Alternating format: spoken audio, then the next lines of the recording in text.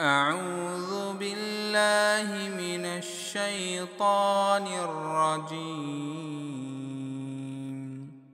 بسم الله الرحمن الرحيم. والتين والزيتون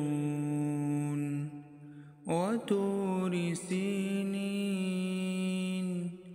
وهذا البلد الأمين.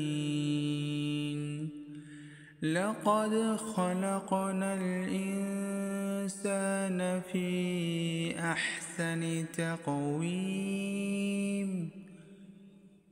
ثم رددناه أسفل سافلين